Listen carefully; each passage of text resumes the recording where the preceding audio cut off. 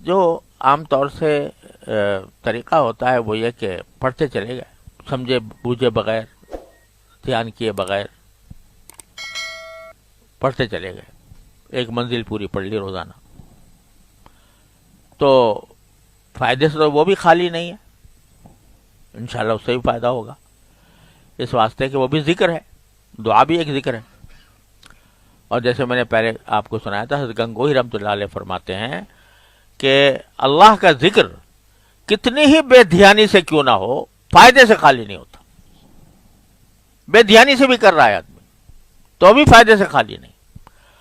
तो जो ऐसे ही पढ़ जाए तो उससे भी इंशाल्लाह फायदा तो होगा, लेकिन असल फायदा यह है कि उस दुआ को समझकर मांगे, पढ़े नहीं बल्कि मांगे। दुआ पढ़ना और बात है और मांगना और बात है। और जिनको अरबी आती है वो उसको समझ के मांगे, जिनको नहीं आती तर्जमा लिखा हुआ है उसके नीचे, उर्दू में तर्जमा लिखा हुआ है, वो पढ़ ले और उसको समझ कर मांगे। बल्कि हमारे हज़रत थानवी रहमतुल्लाह अलैह के एक मुंतसिब ने वो जो मुनाजात मकबूल की जितनी दुआएं हैं उनको मंजूम भी कर दिया, नज़म कर दी, वो नज़म पढ़ लो उर्दू में। तो गरज अब मैं आपको ये बात अर्ज करता हूं कि अगर पूरी मंजिल जो है मुनाजात की वो आप इस तरह नहीं पढ़ सकते जिस तरह मैं कह रहा हूं कि समझ कर मांगने के अंदाज में, तो आप पूरी मंजिल ना पढ़ो, एक सभा पढ़ लो। एक सभा पढ़ो, 3 दुआएं होंगी, 2 या 3 दुआएं होंगी उसमें।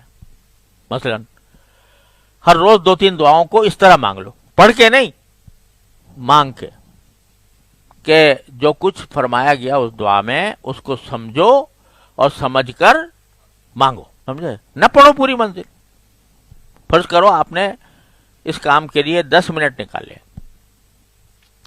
अब 10 मिनट आप सोच लो कि घड़ी देख के कि 10 मिनट में ये दुआएं करूंगा, मगर पढ़ते न चले जाओ, बल्कि 10 मिनट में जितनी दुआ मांग सकते हो, पढ़ना नहीं मांगना, कि उसका तर्जमा पढ़ो और तर्जमा पढ़ के उस तर्जमे को दिल से मांगो, समझे?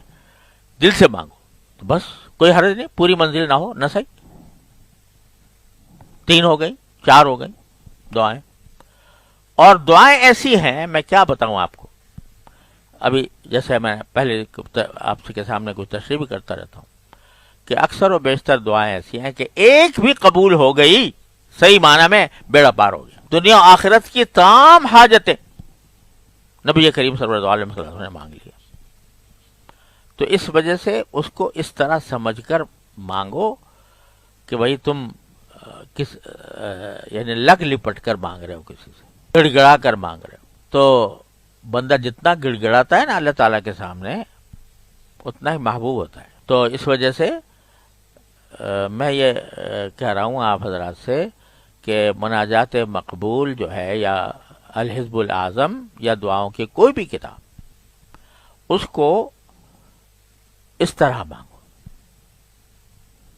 बात लो, यानी ये ना समझो कि भाई एक मंजिल रोजाना करनी थी तो वो तो रह गई, लेकिन उससे वो जो सिर्फ पढ़ लेने से, तिलावत कर लेने से जो फायदा हासिल होता, उससे ज्यादा फायदा इसमें होगा इंशाअल्लाह। तो ये मांगनी चाहिए, उसमें दुनिया और आखिरत की सारी हाजतें अल्लाह ताला ने जमा कर दी।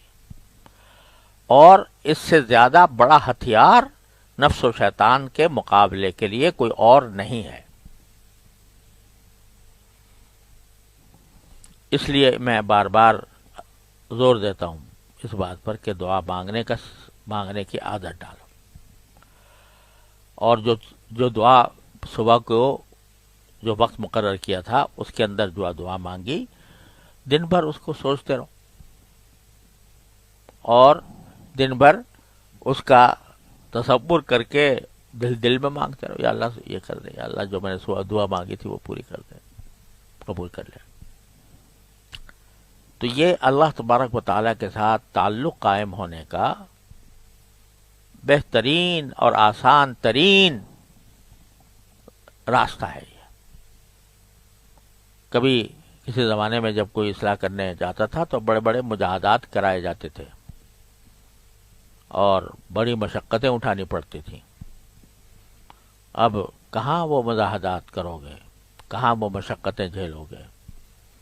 لیکن یہ قریب کا آسان راستہ بتا دیا ہمارے بزرگوں نے، تو اس کی طرف توجہ کریں، اس پر عمل کریں۔